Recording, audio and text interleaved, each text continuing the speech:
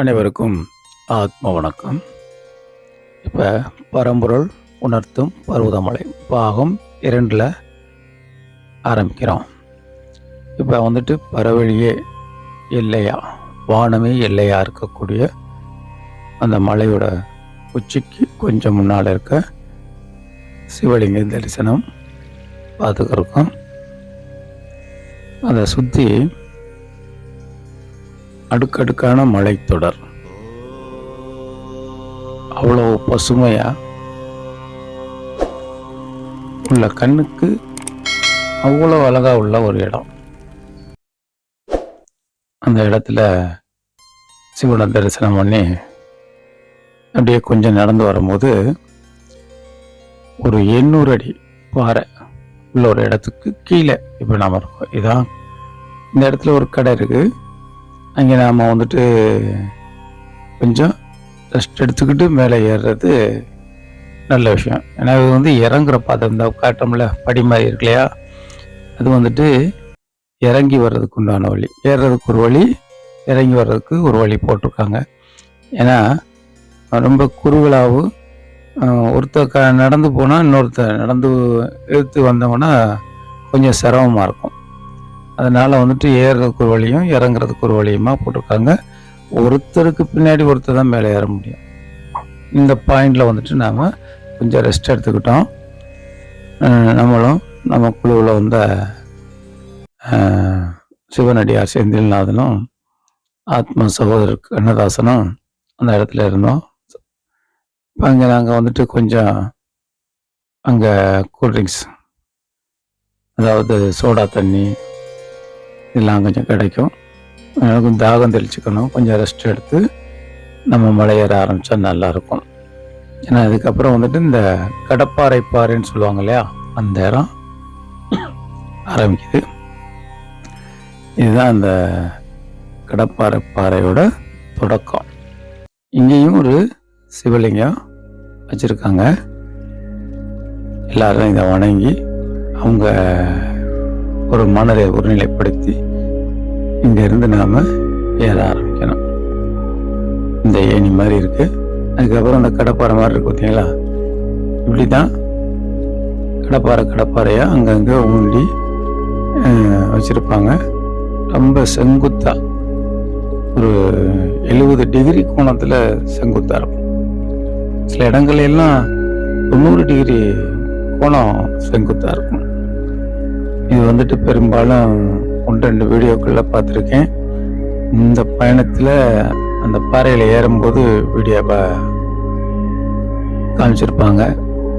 அதே மாதிரி நம்மளுமே மக்களுக்கு அதில் இருக்க ஒரு கடினத்தை, இந்த பாறையில் இருக்க உண்மை தன்மையை, அதாவது ஏறும்போது என்ன மாதிரி இந்த 800 அடி கடப்பாறை பாறை இருக்குங்கிறத ஆன்ம சகோதரர்கள் எல்லாருக்கும் காட்டணுங்கிறதுக்காக நம்மளும் கொஞ்சம் முயற்சி பண்ணி அதை வீடியோவாக பதிவு பண்ணோம்.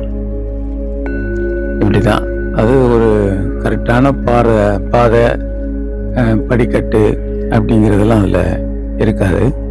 இந்த மாதிரி அங்கங்கே செதுக்கி வச்சுருப்பாங்க. இப்போ இந்த இடம்லாம் 90 டிகிரி செங்குத்தான ஒரு இடம்.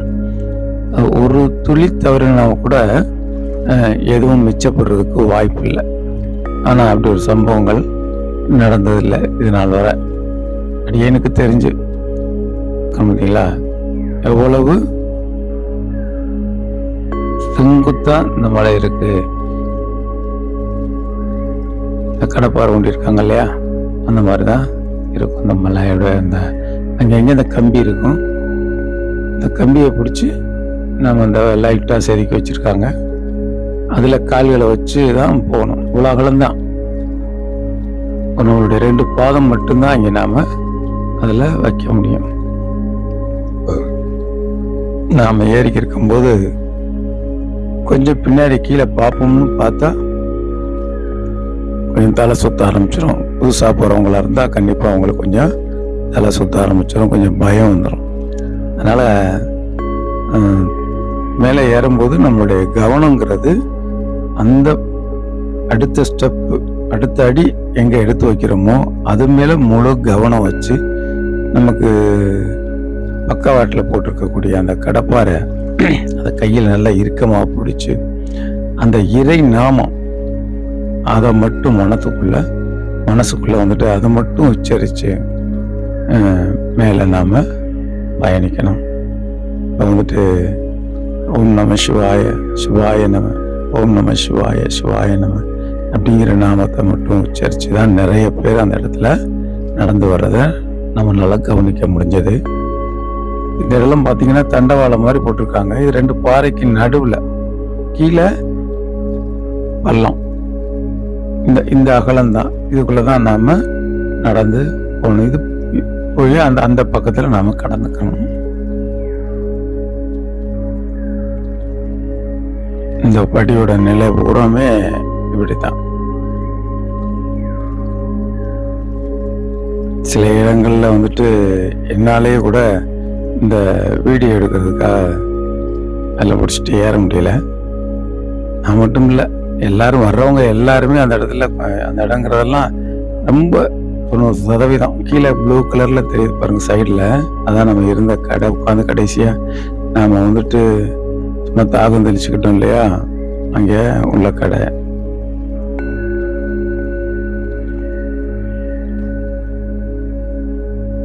பக்தர்கள்லாம் வந்துட்டு எல்லாருமே அதில் வர்றவங்க கொஞ்சம் ரிஸ்க் எடுத்து சொந்த முயற்சியில தான் வர்றாங்க.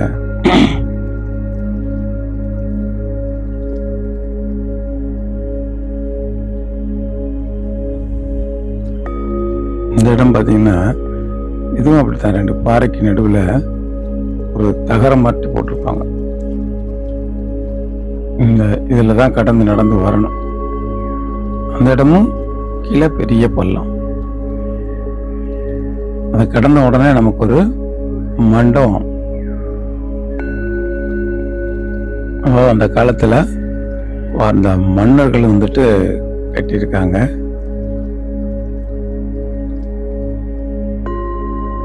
அந்த வர்ற அது ஒரு கோட்டை அமைப்பு மாதிரி இருக்கு அந்த இடத்துல. இந்த இடத்துல இருந்து கொஞ்சம் தொலைக்கி அந்த காலத்துல அந்த பகுதியை ஆண்ட ஒரு மன்னர் வந்துட்டு கோட்டை அமைப்பு உருவாக்கியிருக்காருன்னு சொல்றாங்க. நம்ம கண்ணுக்கு முன்னாடி தெரிகிறது மலையோட உச்சி, அங்கே நம்ம கண்ணுக்கு தெரிகிறது அங்கே இருக்கிற ஆசிரமம். இப்போ இங்கே நம்ம பார்த்துக்க இருக்கிறது வந்துட்டு அது சுரங்கப்பாதைன்னு சொல்றாங்க.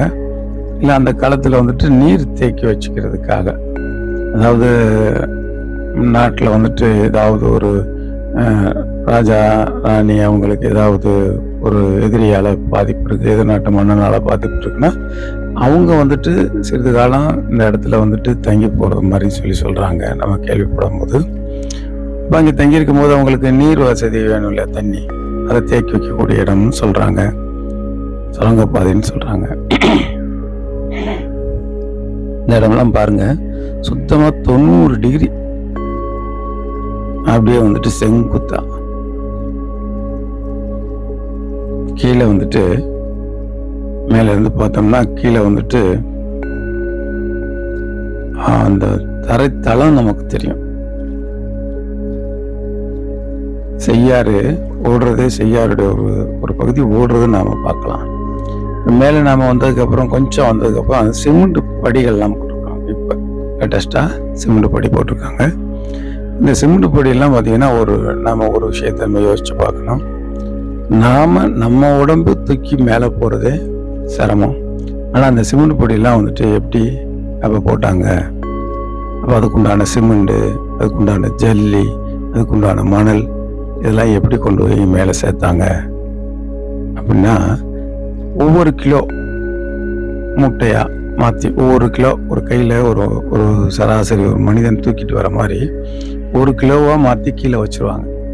வச்சு நாம மேலே வரக்கூடிய அன்பர்கள், பக்தர்கள், மக்கள் வந்துட்டு தன்னால் இயன்ற ஒரு உதவியா கீழே இருந்து மேலே கொண்டு போய் இந்த 1 கிலோ மணல் மூட்டையோ, 1 கிலோ ஜல்லியோ, 1 கிலோ சிமெண்டையோ ஒவ்வொருத்தரும் மேலே கொண்டு போய் இப்படியே கொண்டு கொஞ்சம் கொஞ்சமாக சேர்த்து தான் இவ்வளோ வழிகட்டுகள், இந்த ஆசிரமம், இந்த ஆலயம் எல்லாமே சிறப்புற பண்ணியிருக்காங்க. இது பக்தர்களுடைய பெரிய ஒரு உழைப்பும் இதில் இருக்கு.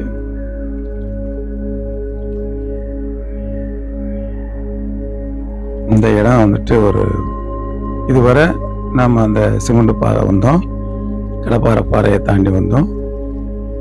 இதிலிருந்து ஒரு இரும்பு படிக்கட்டு ஒன்று வரும். இங்கேயும் ஒரு சிவன் பாதம் இருக்கு. இந்த பாருங்க, இந்த இரும்பு படிக்கட்டு இருக்குல்ல, இதில் ஏறி தான் நாம் அந்த பக்கம் கிராஸ் பண்ணணும். இந்த இடத்துல 2 வழியாக போகும்.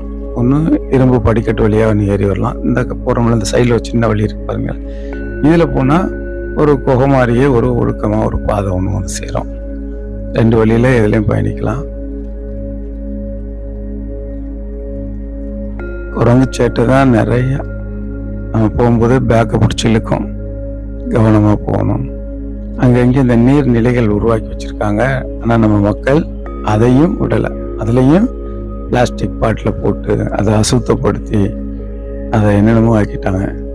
அந்த மக்கள் போகிற வர்றவங்களுக்கு, பக்தர்களுக்கு அதை பயன்படுற மாதிரி தூய்மையாக பராமரித்தா நல்லா இருக்குங்கிறது அடியனுடைய ஒரு சின்ன வேண்டுகோள்.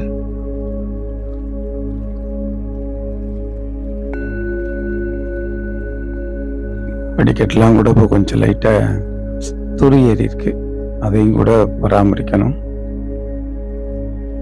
பாருங்க, அந்த தண்ணி நீர்நிலையை பாருங்க. மழை பெஞ்சா மட்டும் அதில் தண்ணி தேங்கி நிற்கும், வேற வழியே இல்லை. அந்த தண்ணியை சுத்தப்படுத்தி வச்சிருக்காங்க.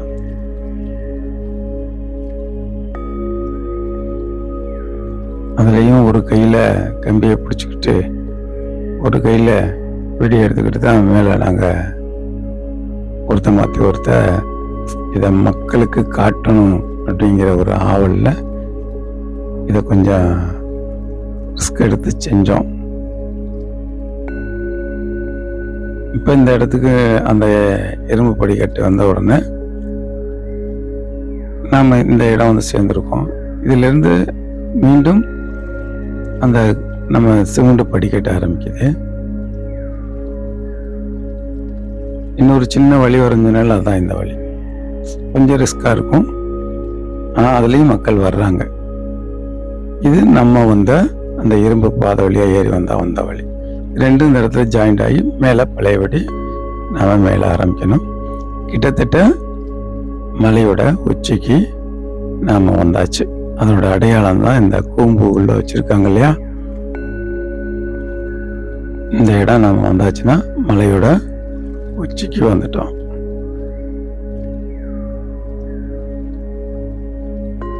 இப்போ நமக்கு பின்னாடி தெரிகிறதா ஆலயம். இது ஆசிரமம். ஆசிரமத்தில் வந்துட்டு 2 வேளை வந்துட்டு உணவு கொடுக்குறாங்க. நாம் வந்துட்டு முதல்ல ஆலயத்தில் போய் இறைவனை வணங்கிட்டு சாமி கும்பிட்டுட்டு அப்புறம் ஆசிரமத்துக்கு போவோம் அப்படின்னு முடிவு பண்ணோம்.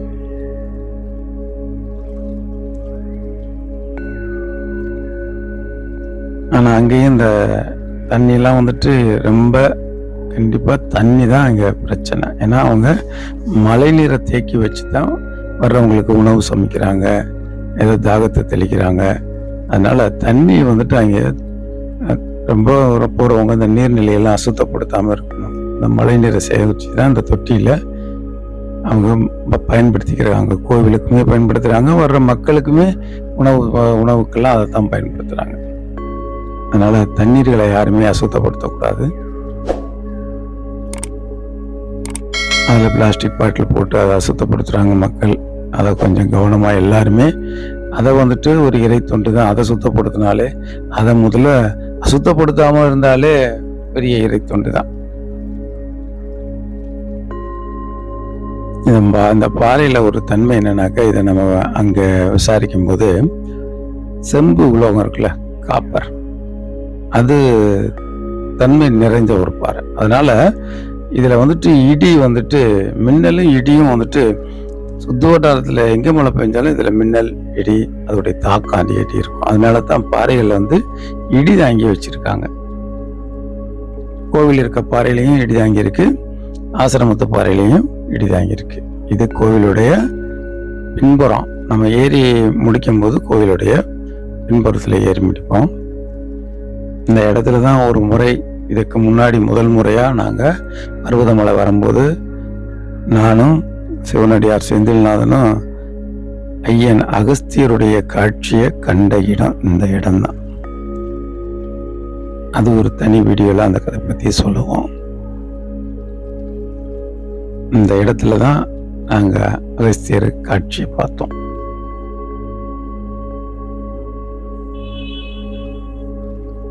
அடுக்கடுக்கா அந்த மலை தொடர் அங்கேருந்து பார்க்கும்போது பசுமையா அழகா. அங்கேயும் ஒரு நீர்நிலை இருக்கு, ஆனால் அது கொஞ்சம் ரொம்ப அசுத்தமாக இருக்கு. அந்த அபிஷேகம் பண்ணுற தண்ணியெல்லாம் அதில் வந்து கலக்குன்னு நினைக்கிறேன். நான் அதோட அப்படி இருக்கு. ஆனால் குரங்குகள்லாம் நிறையா இருக்கு அங்கே. அது அந்த குடிச்சு தாகம் தீர்த்துக்குதுங்க. அங்கே சூழாயுதம் எல்லாம் உண்டி வச்சிருக்காங்க. குரங்கு வராமல் இருக்கிறதுக்கு கதவு போட்டிருக்காங்க, கோயிலுக்குள்ளே வராமல் இருக்க. இப்போ நாம் கோயிலுக்குள்ளே வந்துட்டோம். கோயிலுடைய கொடிமரம் இதுதான். அங்கே இந்த கோயிலை பார்த்தோன்னா சில குறிப்புகள் வந்துட்டு கல்வெட்டாக இருக்கு. கோயிலுக்குள்ளே நாங்கள் போகும்போது லைட்டு வெளிச்சம் எதுவும் இல்லை. இது கொடிமரம். இந்த இடத்துல ஒரு சின்ன ஹால் மாதிரி இருக்கு. இந்த நுழைஞ்ச உடனே கோவிலுக்குள்ள அந்த ஹாலை விட்டு உள்ளே போன உடனே ஒரு பகுதியில் சித்தர்களுடைய 18 சித்தர்களுடைய ஃபோட்டோஸ் அதெல்லாம் வச்சுருந்தாங்க. இது வந்துட்டு விநாயகர். இந்த இடத்துல விநாயகர், முருகர், எல்லா சாமிகளுடைய திருவுருவச் சிலைகள்லாம் இருக்கு. இங்கே ஒரு விசேஷம் என்னன்னாக்கா, எல்லா சாமிகளை சிலைகளையும் நாம் தொட்டு வழிபடலாம், அபிஷேகங்கள் பண்ணலாம். அங்கே கரண்ட் இல்லை. நாங்கள் செல்போன் வெளிச்சத்தில் தான் இந்த வீடியோ பதிவு பண்ணியிருக்கோம். திருநீர் வந்துட்டு நாமளே திருநீர் வச்சு அங்கே இருக்க அத்தனை தெய்வங்களுக்கும் நாம அபிஷேகம் பண்ணலாம், தொட்டு வணங்கிக்கலாம். இது 18 சித்தர்களுடைய திருவுருவச் சிலை, நடுவில் சிவலிங்கம்.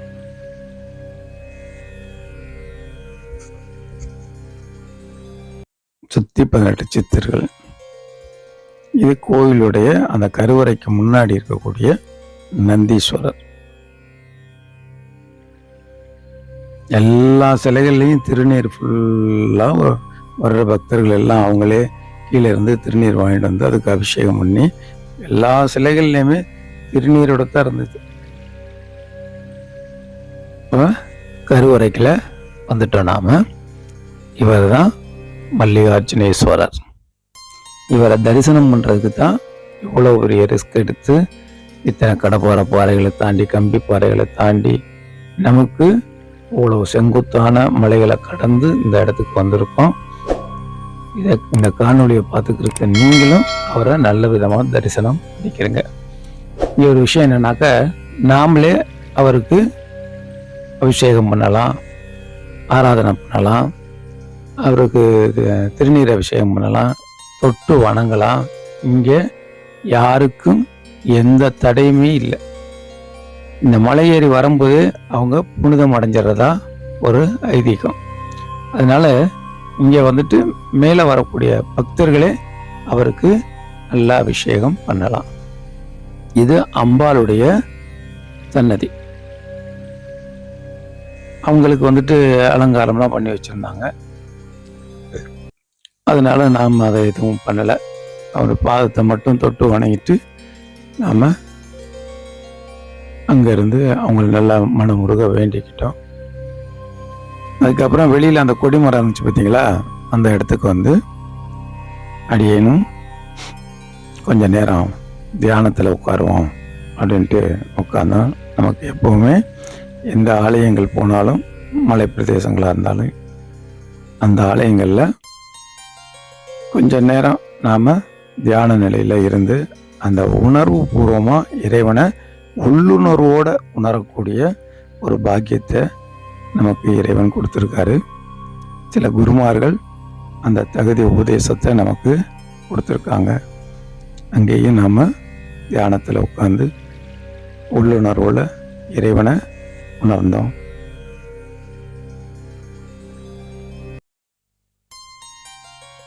முன்னாடி நிற்கிறாரு, அவர் தான் கண்ணதாசன்.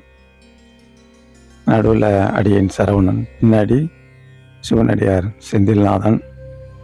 ஒரு வழியாக பயணத்தை இனிதே நல்லபடியாக முடிச்சுட்டு மக்களுக்கும் எங்களால் முடிஞ்ச அளவு இந்த காணொலியை காட்டணும்னு விரும்பி காட்டியிருக்கோம்.